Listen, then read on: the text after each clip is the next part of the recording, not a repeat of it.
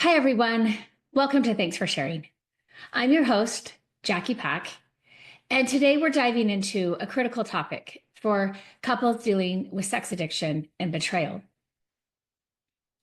I want to talk about why fixing the relationship itself doesn't automatically fix the sex addiction, and how a phased healing approach can truly help. First, we'll explore why simply patching up your relationship or just being more loving isn't enough to overcome a sex addiction or the trauma of betrayal. Then we'll walk through our clinic's unique approach, which is to work with each person individually before starting joint sessions, and then eventually couples therapy.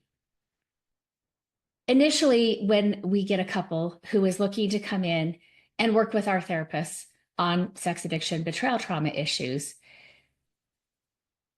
we start them off in individual work with their own therapist. So they are not seeing the same therapist.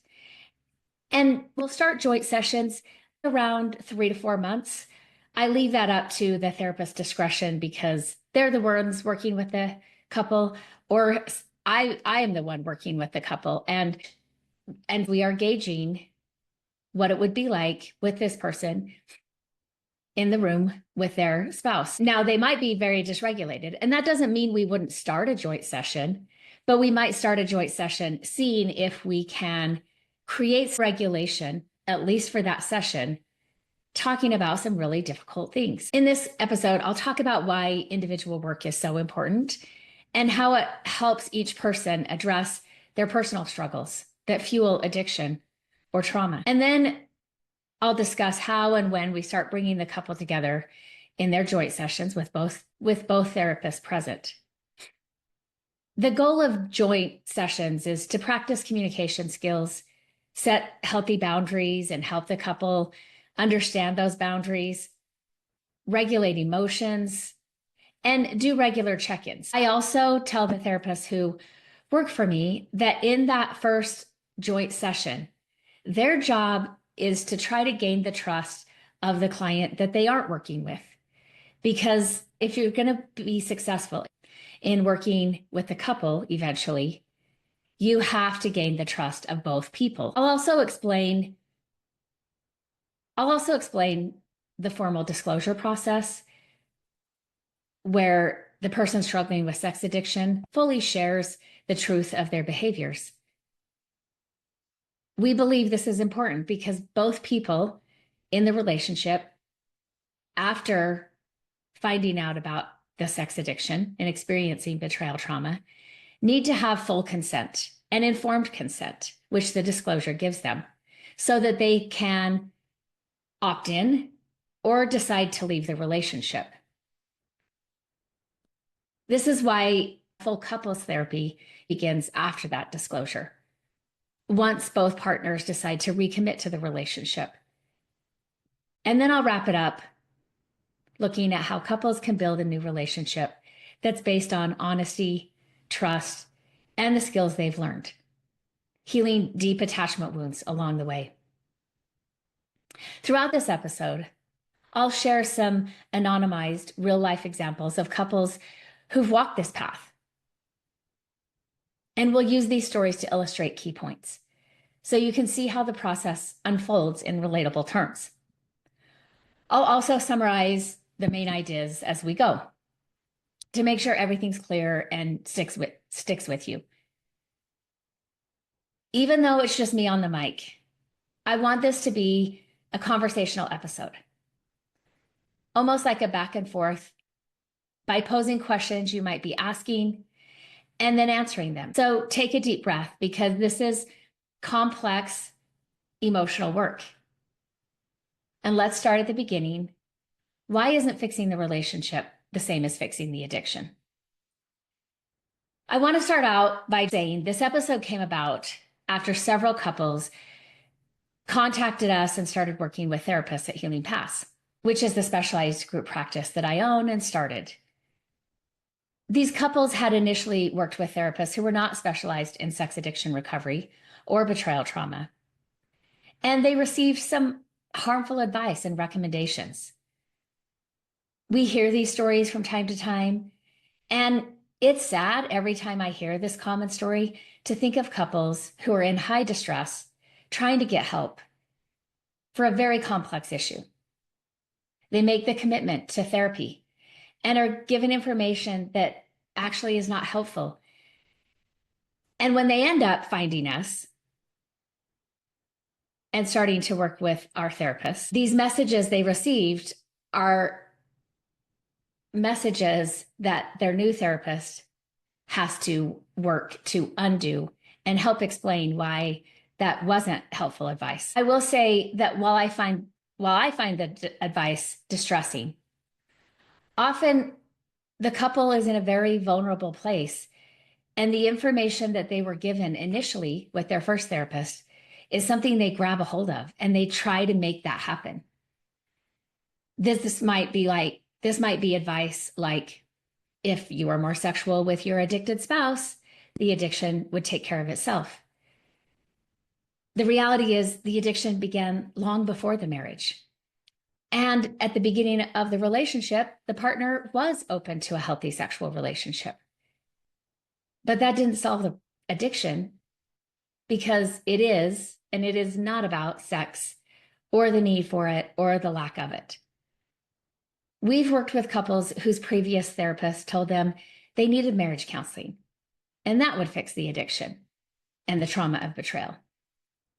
I'll go over why this approach is destined to fail and talk about why fixing the marriage is not going to fix the complexities of sex addiction and betrayal trauma.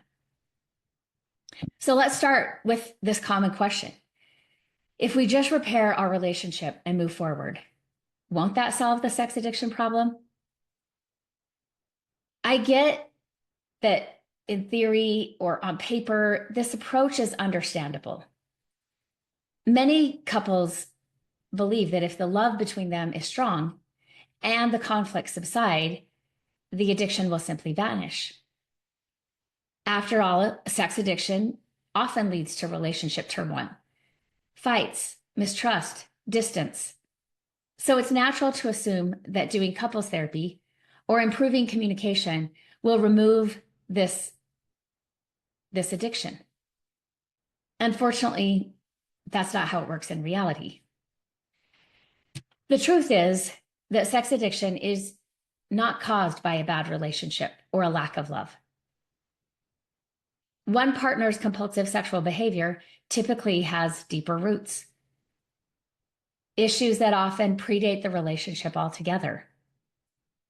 Research and clinical experience tells us that sex addiction is often driven by things like unresolved trauma, shame, anxiety, depression, and attachment issues from childhood. In other words, it's an unhealthy coping mechanism, a way to soothe or escape emotional pain that the individual might have carried for many years. Sex addiction isn't about a lack of love or attraction. It's a compulsive behavior rooted in deeper issues, and often ones that existed long before your relationship. So even if you as a couple become super close and loving, those deeper issues in the addicted partner and the wounds in the betrayed partner don't just go away.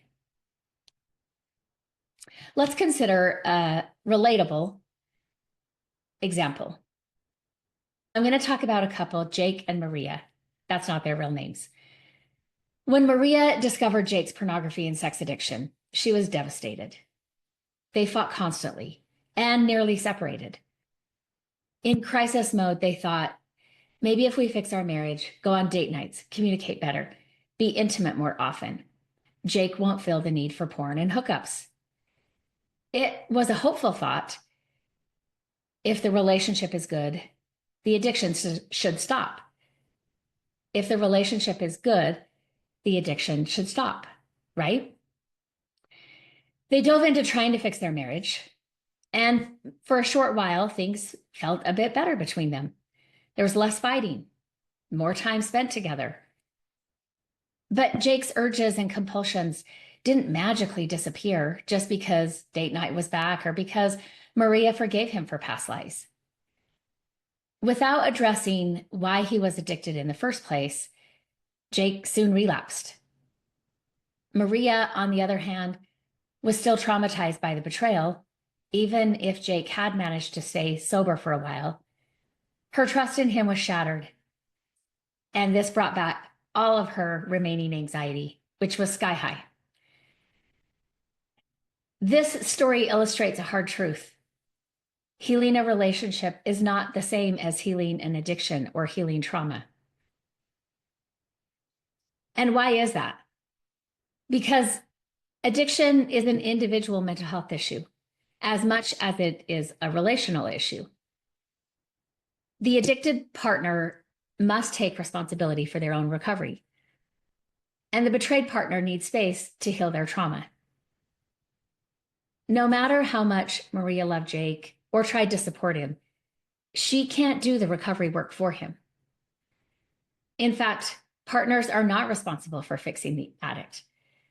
The person with the addiction has to do their own work to get better. The partner, in this case Maria, can provide encouragement and set boundaries.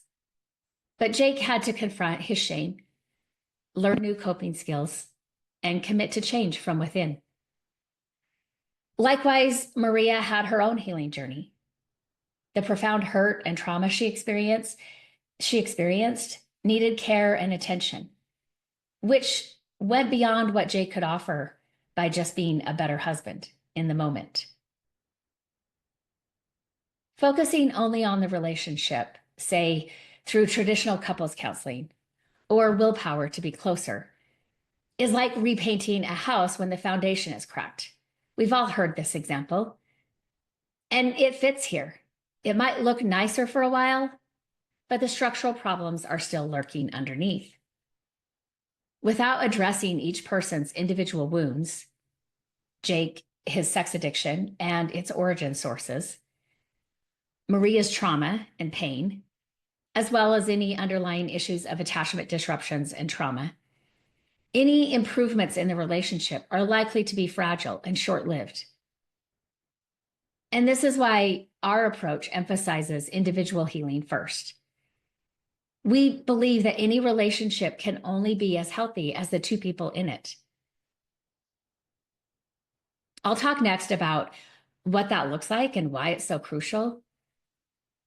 We often reassure couples, you can rebuild your relationship,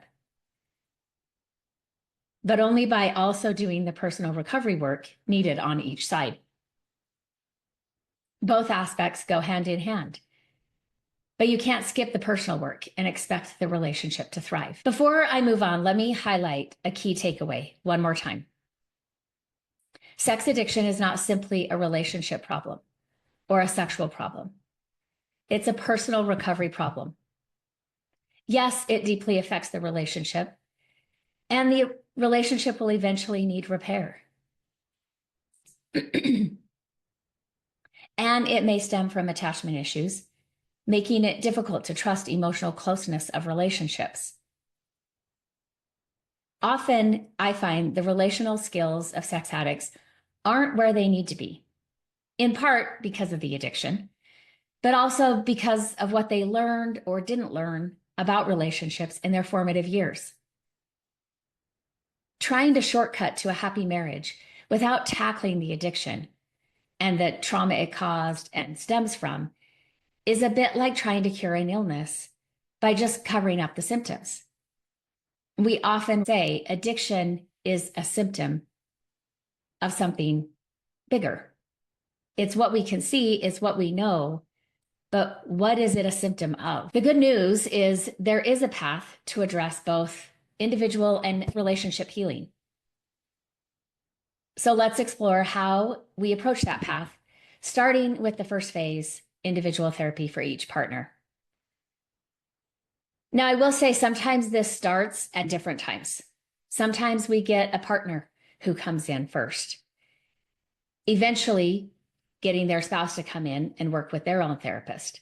So this 3 to 4 month time frame is pretty loose because we have to have it fit the different situations of each couple.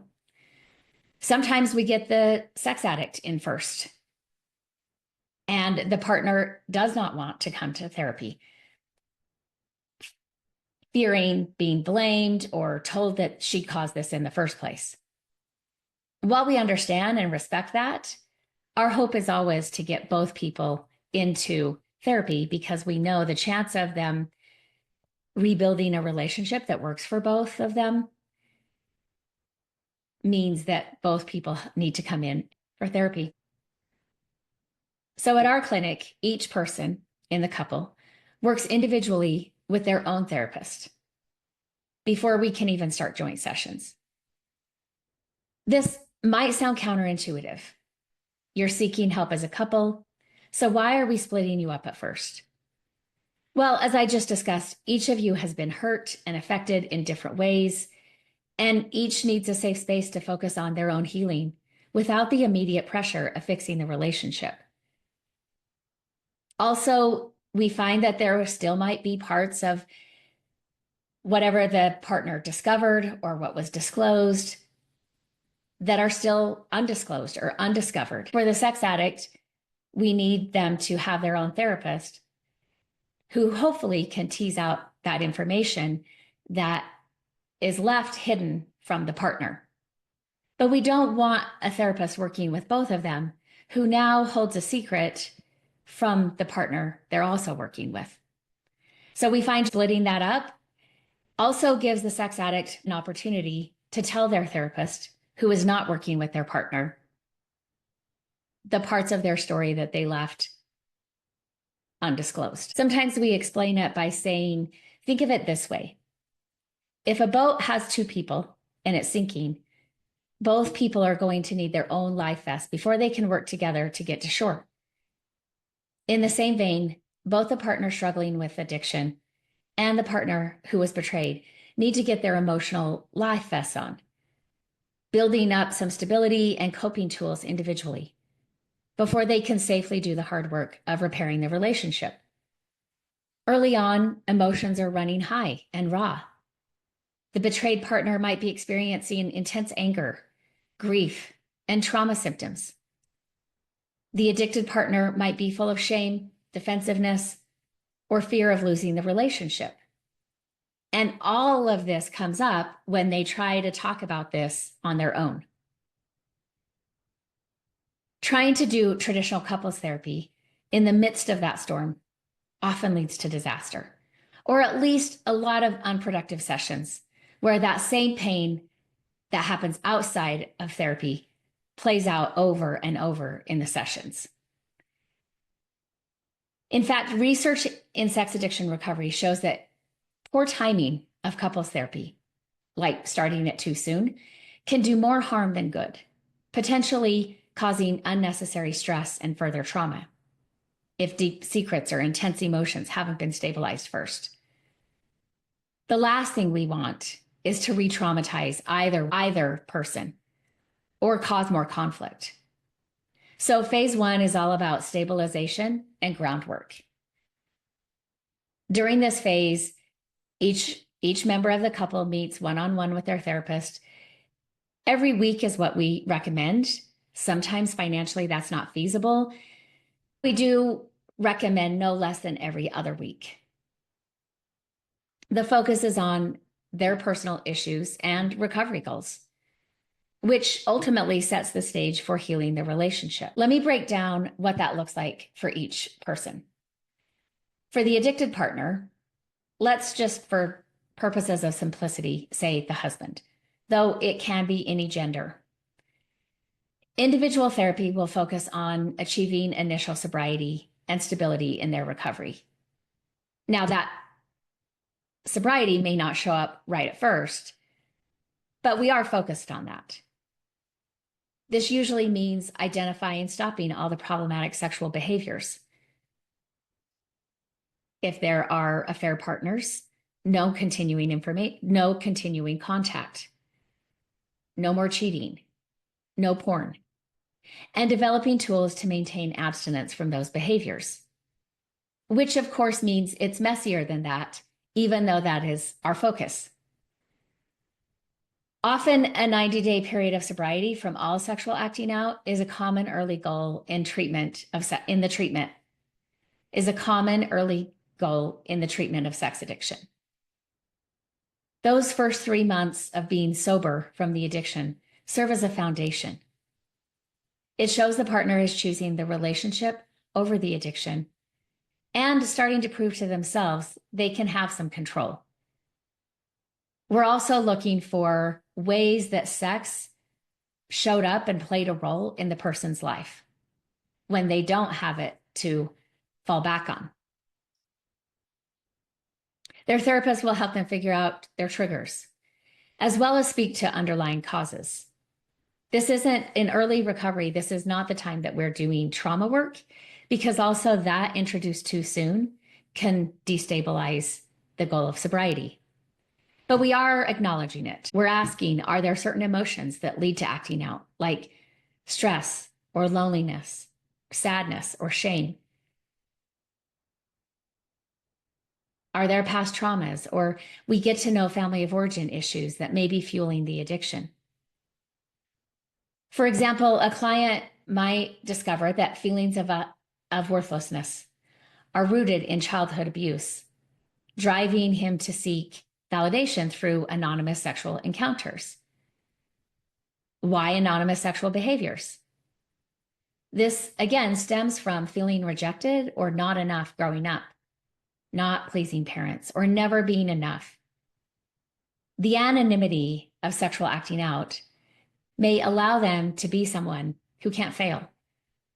The sexual acting out is not with a person they have a relationship with, which may feel scary and daunting to know how to successfully show up in a relationship. I find that in a person's sexual acting out story, we will see echoes of their childhood attachment wounds. In therapy, he begins to face that pain directly instead of just medicating it with sexual behavior or some other addiction. The addicted partner also learns healthy coping skills to deal with difficult emotions. That might be calling a support person when the urges hit, journaling, or grounding techniques to handle anxiety. A big part of their work is also accountability and honesty. Breaking through denial and truly accepting the seriousness of the problem. We often see a shift in this phase where the person moves from, I just need to do this so my spouse won't leave me, to I need to do this for me because I want to be healthy and whole. That intrinsic motivation is powerful. Additionally, the therapist will work on developing the addict's empathy or their emotional understanding of the pain they caused in their relationship. Empathy won't fix the relationship, but it is a helpful approach. In early recovery, addicts can be defensive or still minimizing the impact. Over the time of individual therapy, they start to really feel and understand the pain they've caused. Often, they're also connecting the pain that they've caused to the pain that was caused to them prior to being an adult. And this is where the emotional understanding comes from. They start to make sense of the origin sources of their addiction. And then they can start to make sense of how their acting out cause similar wounds for their partner. All of this is heavy personal work that cannot be done if the person is only focused on patching up the marriage. Doing individual and couples therapy simultaneously too early often decreases the focus on personal recovery goals, especially if one partner is inclined to neglect their own needs and only define themselves through the relationship. So we intentionally give the addicted partner this time to concentrate on self, because a healthier self makes a healthier partner in the long run. For the betrayed partner, in this example, let's say the wife, individual therapy is just as important. Being cheated on or lied to in this way, whether it's affairs, pornography, hidden online activity, or more, is traumatizing. In fact, many betrayed partners experience symptoms very similar to PTSD.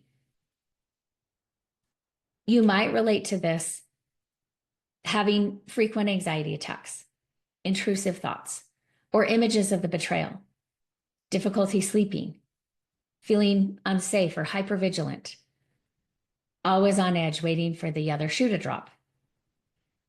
Swings of emotion from hope to despair. These are all common for the partner to experience. There can also be a profound shattering of self-esteem. Asking themselves questions like, was I not enough? Is it because I'm not attractive or I'm not lovable? So I always want to be clear, the addiction is not the partner's fault. Not one bit. Instead, it's an unhealthy way of coping with deeper issues. And yes, it does impact you tremendously. So in the betrayed partner's individual therapy, the focus is on emotional stabilization, self-care, and boundary work. The therapist provides a safe space to vent all of these feelings, the rage, the hurt, the confusion, and to receive validation that, yes, what you're going through is real and it's incredibly painful. Early on, much of the work is about establishing safety. This might mean setting boundaries with their addicted spouse so that they feel more secure. For example, a boundary could be, I need you to sleep in a separate room for now. With other partners, that makes them feel less safe, and they have difficulty sleeping, wondering what he's doing in a separate room. We try to tailor what they're needing to each person, and their therapist will help them figure out what they need to regain a sense of control and safety in their life after the chaos of discovery or disclosure. They'll also encourage them to engage in basic self-care routines, eating, hydrating, some light exercise, building a support system. Because often trauma sends partners into isolation and neglecting themselves. Another big part of the betrayed partner's work is processing the trauma, naming the specific ways the partner's sex addiction hurt them so that they can begin to heal these wounds. This might involve writing out your story or expressing the depth of your pain in therapy. Over time, individual therapy helps the betrayed partner move from a state of shock and instability to a place of greater strength and clarity. You'll start to realize that you're not crazy for feeling what you feel. You learn coping strategies for things like panic attacks or obsessive thoughts. Importantly, this therapy is a space where the betrayed partner can consider their own boundaries and choices, including whether they eventually want to continue in the relationship. We never assume automatically that the couple will stay together. We recognize that's a very personal choice. And it's not the therapist's choice to be making or advising. In therapy, the betrayed spouse can explore questions like, what do I need in order to even consider staying? What would be my deal breakers or requirements for rebuilding trust? And all of this can be sorted through without the pressure of the addict in the room, who may get destabilized and dysregulated by hearing these conversations and the messiness of them. Many partners feel a huge relief to hear from their therapist that they, the betrayed person, are also a client deserving of care, not just a sidekick to the addict's recovery, and they don't hold responsibility for the addiction.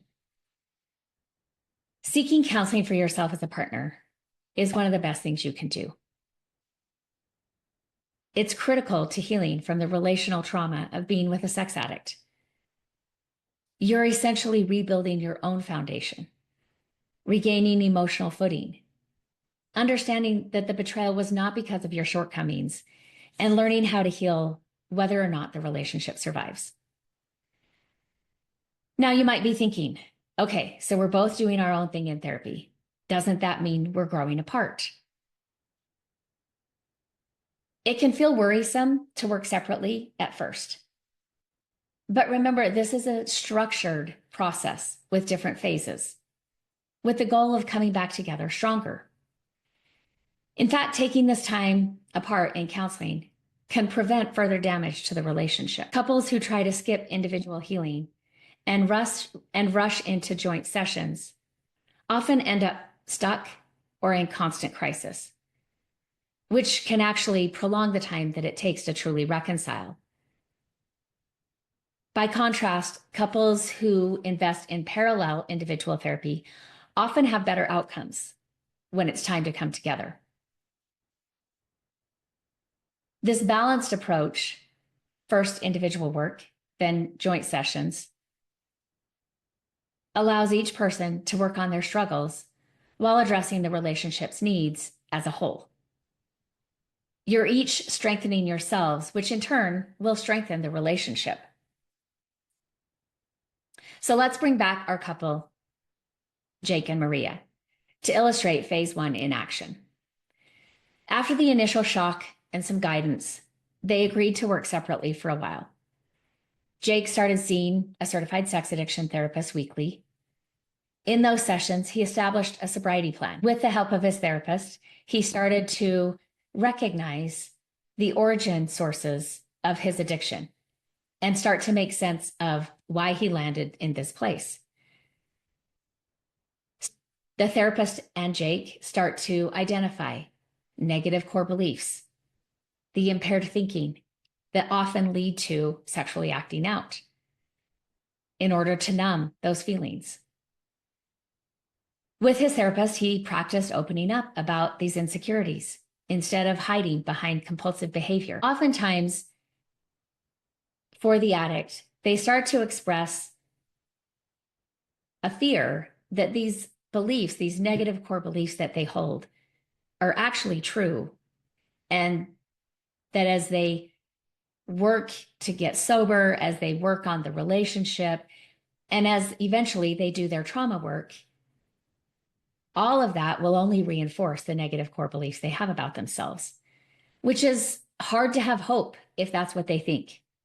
And the therapist has to work with that from a trauma-informed approach. Meanwhile, Maria began meeting with a therapist who's trained in betrayal trauma. I want to clear up one misnomer here. CSATs do receive training on working with partners. There's also a certification working with betrayed partners in order for therapists to do good work with the partner. Maria spent the first few sessions unloading her grief and her anger in a safe space, which is something she really needed and that Jake couldn't hold. Her therapist taught her calming techniques to manage panic, like deep breathing and grounding exercises, for when her mind would spiral with questions. They also set up some boundaries. Maria decided that for now, Jake would sleep in the guest room. Jake would sleep in the guest room and would check in via text a few times a day just to reassure her of what he was doing. Over the next few months, Maria noticed she was crying less often. She was sleeping better. She was less angry. She was less likely to act out with anger. Jake, on his end, started to gain some sobriety and was starting to feel proud in that accomplishment,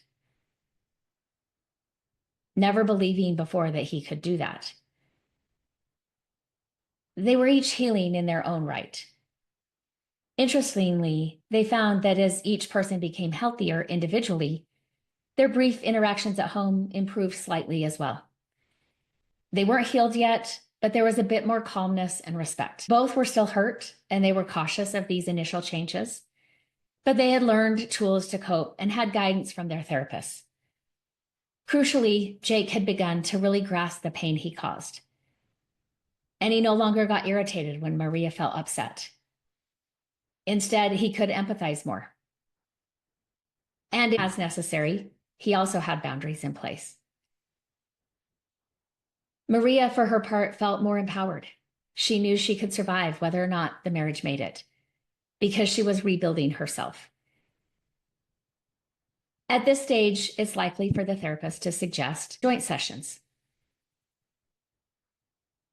So before we move on to phase 2, let's quickly summarize why phase 1 is so vital. In a nutshell, each partner needs to heal themselves to a stable point before healing the relationship together. The addicted partner works on sobriety, personal growth, and accountability. And the betrayed partner works on trauma recovery, emotional stability, and self-care. This approach of starting with individual therapy removes the immediate pressure of fixing the marriage and instead focuses on fixing individuals who later can repair their marriage. It lays a strong foundation so that when you do come together as a couple, you're not as likely to collapse under the weight of unprocessed pain or unfinished personal work. It's an investment in the long game of your relationship's recovery. So now let's shift to phase 2, where in addition to ongoing individual sessions, we begin joint sessions. Our approach is to carefully begin joint sessions with the couple.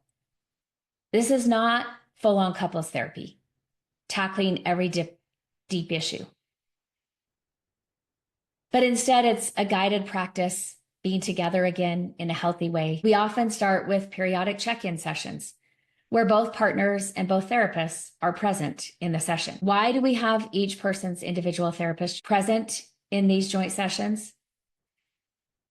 Sometimes people think that might sound like a lot, but it actually has huge benefits. Starting joint sessions can be delicate. Having each therapist in there who knows their clients pretty well by now, knows how to regulate them if needed, knows how to help them share what they're working on, and can support that person in the session if things get overwhelming, while also collaborating to guide the couple's interactions in a productive way. This co-therapy approach ensures that neither partner feels alone, ganged up on, or like the therapist is taking sides. Both have an advocate in the room that they feel safe with. And as the couple starts talking to each other again about tough topics, they start to learn that while it is a tough topic, it's a difficult conversation, they can feel better afterwards. And then we bring that back into the individual work the next week. So what do these joint sessions focus on? In the beginning, the goals are pretty basic, like improving communication, setting and understanding boundaries, regulating emotions in each other's presence, and establishing a routine of honest dialogue. We're not diving into deep reasons within the relationship that might have contributed to issues. And often we're not working on sexual intimacy yet. That comes later.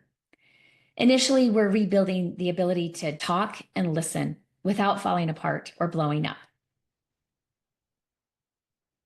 Now, as the therapist in that joint session, I'm also looking to see if I can verify what my client is telling me, or if I get a different story, because that helps me in the work that I'm doing with them individually.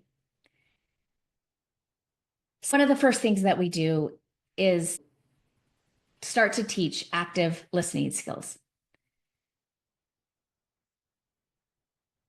We identify the speaker, we identify the listener, and each therapist is helping their respective client to learn this skill in real time. Now, initially, this usually doesn't go well. And the speaker may start accusing the other of something, which is not talking about things from their perspective, the listener might switch roles and become the speaker. Ultimately, with these roles understood and practiced in real time over several sessions, we start to see the skill show up outside of therapy. In these joint sessions, we also negotiate and clarify boundaries that need to be in place as the relationship healing progresses. For example, the betrayed partner might need continued transparency from the addict, like access to their phone or computer. And this is voiced and agreed upon, maybe with some negotiations, with both therapists present, so that they know what was discussed and what was agreed upon and can hold each of their clients accountable. There's often boundaries about sexual contact. We discuss what each person needs to feel safe. The addicted partner also may set some boundaries for their own recovery. Like, I need to be going to my 12-step meetings or group therapy each week without feeling guilt. And the other partner, with the help of their therapist, can hear and respect that. Setting these boundaries with therapists present ensures that they are clear, fair, they're mutually understood. It's essentially establishing the rules of engagement so that you can interact without constant fear, so that you can interact without the constant fear of being triggered or hurting each other unintentionally. So let's use our couple, Jake and Maria. In their first joint session, Maria, with her therapist support, told Jake, I need honesty from you at all times, no matter how hard it is. I'd rather have the truth. If you slip in your recovery, I want to hear it from you. I don't want to find out some other way. Jake agreed with the help of his therapist and stated, I will be truthful, and I need to know that if I do tell you about a slip or something difficult, you'll try to listen and not immediately shame me or get mad at me for it. You will not immediately shame me for it. Sometimes as a therapist, I may lean in and say, would it also be possible if, let's say, I'm working with the addicted partner? Sometimes I'm doing it with the betrayed partner. I'm just saying, can we agree that sometimes that might be helpful for them to have a session with their therapist before sharing with you what's going on so that they can do it more transparently and in a way that respects you? And usually the couple will agree to this because the betrayed partner wants to know what's going on and wants to be told and kept informed, but they do care how that goes about. And so usually for the addicted partner, if they need some time, they need to wait until their next scheduled therapy session. Or if they're in group therapy, they might bring it up in the group to talk about that and get feedback before being transparent and open with their partner. These kinds of agreements start to rebuild mutual trust and safety. We're not trusting all the way, but we might trust that these boundaries can be respected. We start to build guardrails that keep the fragile, recovering relationship from veering off the road. We're also working on emotional regulation. Individually, they've both been learning how to handle their emotions. And now comes the test.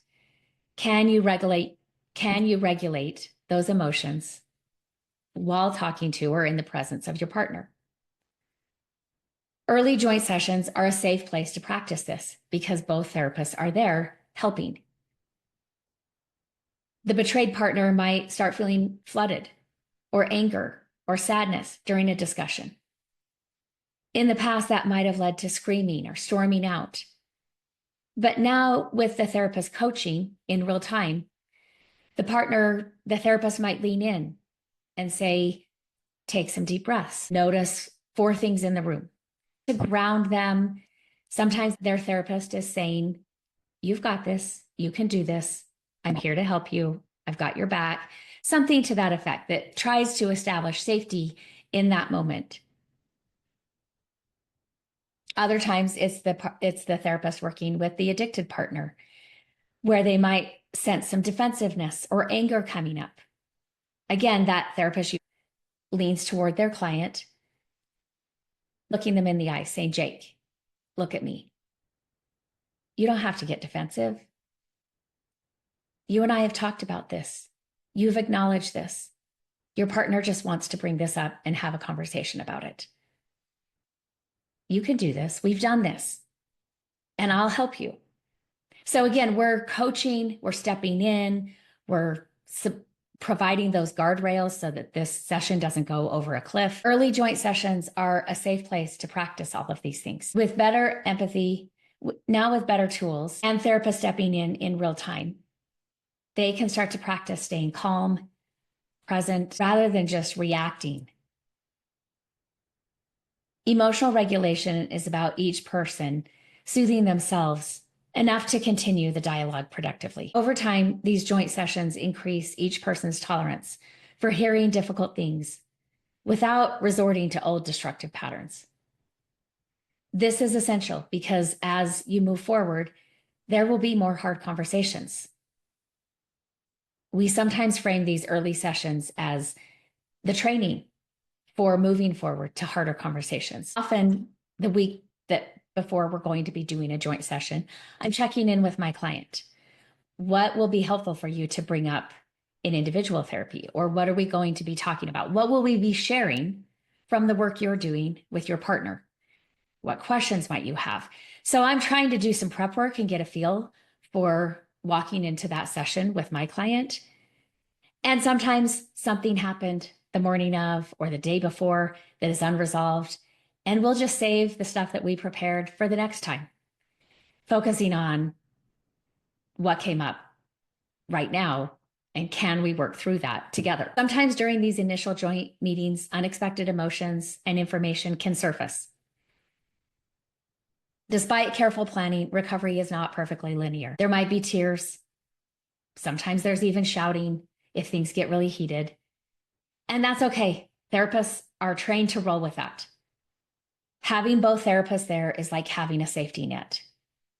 There have been some sessions where, despite both my efforts and the other therapists present, trying our best to get some regulation and to get each of them more in the present, we can't do it.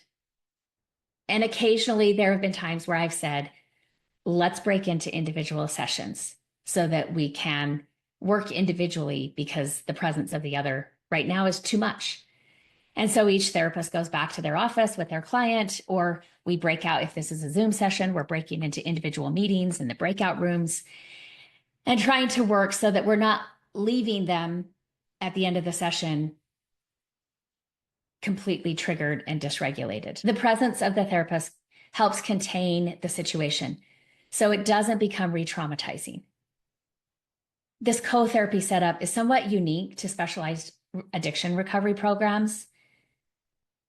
Usually traditional couples therapies just have one therapist there, but we find it invaluable at this stage. It is aligned with best practice guidelines, which recommend that the partner's therapist and addict's therapist work together when the couple starts communicating about the addiction to ensure both clients' needs are represented and supported. By the end of phase 2, couples usually achieve a couple of important things. They've proven that they can talk about the addiction and the relationship in regulated ways without sliding into an immediate crisis. And they've established some practical communication habits and agreements to carry them forward. There's often a sense of teamwork developing, maybe for the first time in a long time. They might start to feel like allies facing a common enemy, which is the addiction and the trauma, rather than enemies attacking each other. This still doesn't mean that everything is fixed. There will still be emotional ups and downs, and the hardest work is yet to come. But these joint sessions serve as a critical bridge, taking you from purely individual healing toward collaborative healing, one step at a time. Hey, everyone. I knew that this was going to be a long podcast episode, and I don't want to shortcut it. I had anticipated the possibility of needing to break it up into 2 different episodes. And when I sat down today to record, I thought, I'm just going to record it and go from there. However, I have an issue going on in my personal life with one of my siblings. And it's taking up time, it's taking up space. In addition to being a mom, in addition to I have 3 birthdays this month, I have 1 graduation this month from college. Daughter number 4, her friend who has lived with us for 5 years, her and her boyfriend are moving to Maine for the summer. And they are also getting ready to pack up and leave this month. So I have a lot going on in April. And that was before this incident with my sibling arose. And it's taken a lot of space for me. It's taken up a lot of time for me. I haven't gotten great sleep. This week, it's been a little bit better. I've been more intentional. I'm not talking to all my siblings every day, which remember, I have 5 siblings and talking to my siblings' partner. I haven't been doing that every day this week. I have been trying to do some self-care. But while I was recording, I got a phone call. I got to a stopping point and then push pause, took the phone call, and I'm not going to finish recording the rest of this episode today. I apologize, and I will release it the following week. I'm about halfway through my outline. So this will probably be, I've been recording about an hour, taking out some pauses, things like that in the editing. The second one, I'm guessing will be a bit longer because I'm not quite halfway through my outline. But I will record it. I will release it the following week. And thank you for understanding. Thank you for your patience. I'm going to go ahead and wrap up this episode. And I want to remind you that your story matters. Remember, there's something meaningful in every chapter. Don't wait to share your story until it's finished. Until next time, Jackie.